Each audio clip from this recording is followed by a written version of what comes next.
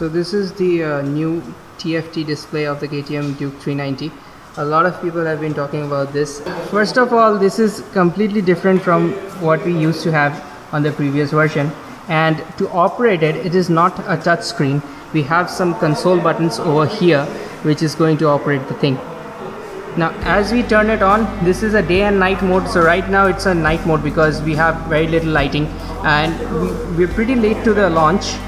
We have the trip 1 showing, which is only 1.5 kilometers, so this bike has been ridden. Battery temperature on the console is something that is very nice. I'll be taking you through all of the changes. First of all, we're going to press this button, the up button, and let's see what happens as I press the up button. I press the up button and it's showing the trip 1 details. So what happens in the trip 1 details is you see the trip kilometers, that is 1.5 kilometers. Below that you have the cons, which I'm not sure what it is. You have the average speed, trip time, and fuel range, which means how many more kilometers you can cover. If you press and hold the set button, pressing and holding the set button sets the trip to 0, which means you're now reset.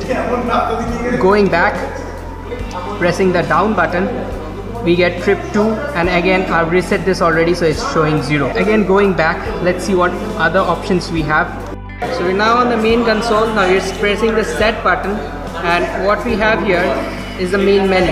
If you press the set button, you get to the main menu. You just first go into the info. Inside the info you have general info. Let's see what that does.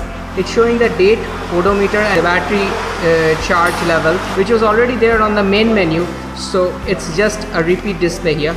Secondly, we have the trip details, which we can quick access by pressing up and down button, as I've shown you before.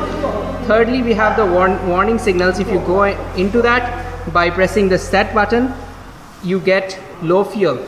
So low fuel is because this bike has low fuel level, and also the side stand is on. If you have any more warning lights such as engine problem or anything like that, it will also show here.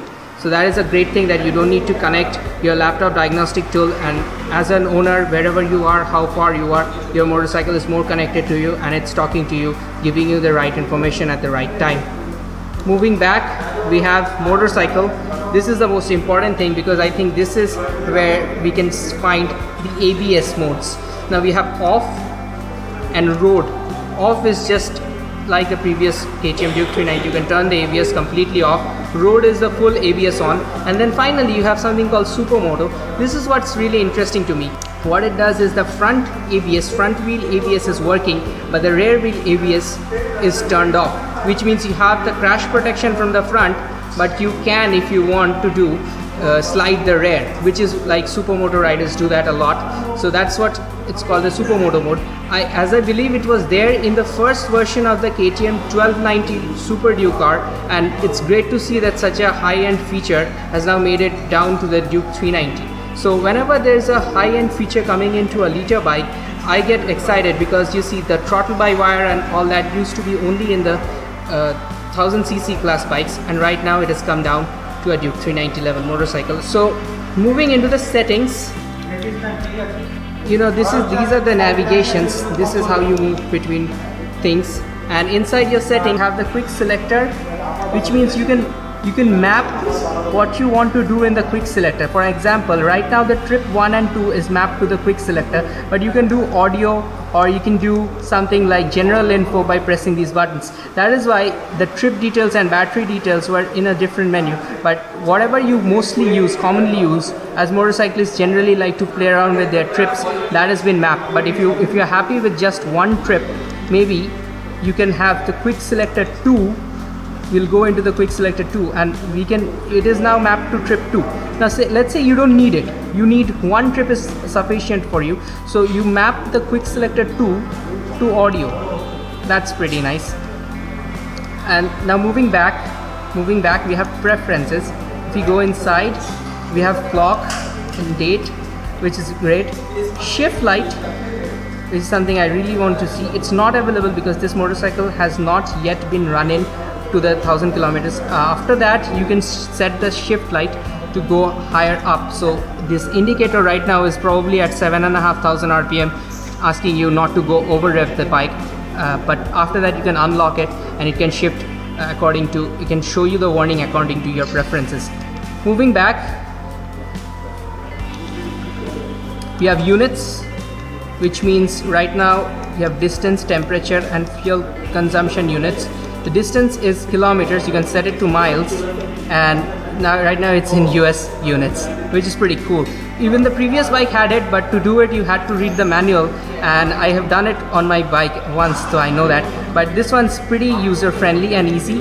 Temperature again Celsius and Fahrenheit. This is a global motorcycle, probably gonna sell all over the world, so it's nice to have all of these things. Language, I'm not gonna go in there. Anyone can figure out that probably this bike will speak German anytime you press that. Going into the service, it shows the service duration and also the version of the firmware, because this has a software which will be updated in future by KTM. And what I know is that there are more sensors into the motorcycle, as Rahul had already told me, and as features come up you only have to flash this software and put in more information, a better version of the software, and you'll have better changes. Moving into the extra functions, you have just the Bluetooth, which is turned on. It's pretty simple how you pair it up. So if you are receiving calls using the Bluetooth, and if you have a Bluetooth hands-free, you can receive it through here, and then you can also reject it through the back button. You can receive it through this button, and then you can talk if you have a Bluetooth hands-free already inside your ear. So that's one way. Or if you have a Senacom device, that's gonna work very well. So this bike's ready for touring, and especially when you receive those calls, you don't have to stop the bike. Even if you have a Senacom device, you cannot do the receiving call.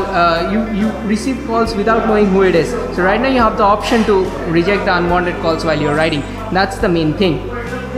Now we're gonna take a look at the design a little bit, and it's got that trellis frame which is now subdivided into two parts. This is the new trellis frame.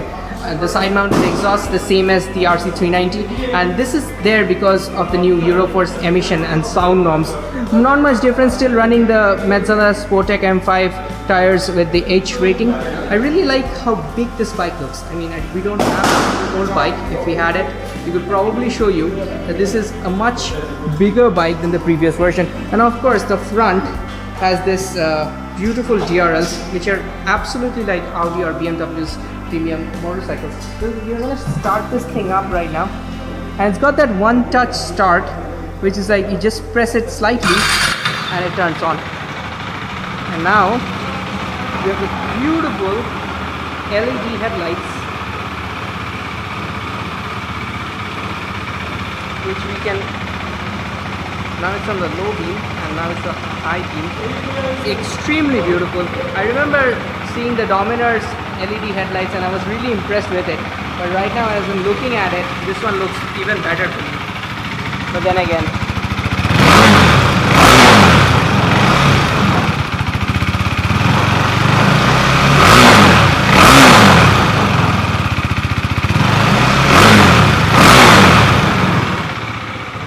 so that's about it. The sound is definitely a lot bassier, but I don't know, maybe it's because we're indoors. Something I definitely want to talk about is the seat. The seat is way wider than my Duke, and I'd like to sit on it and see what it feels like. We've got KTM and Duke embossed in it, just like premium superbikes. The pillion seat is also wider. I think this bike, they're moving away from the Supermoto style, and they're more moving towards a tour-friendly bike, which you can actually do better, longer distance riding, and that's why a lot of these features are targeted towards that. If you like this video, like it, share it, and of course, if this is your first time on the channel, subscribe to Ride with Rahul. Also, we'll be covering the review of the 2017 KTM Duke 390. This is Rahul signing off, and we're saying goodbye from here. That's it. Bye.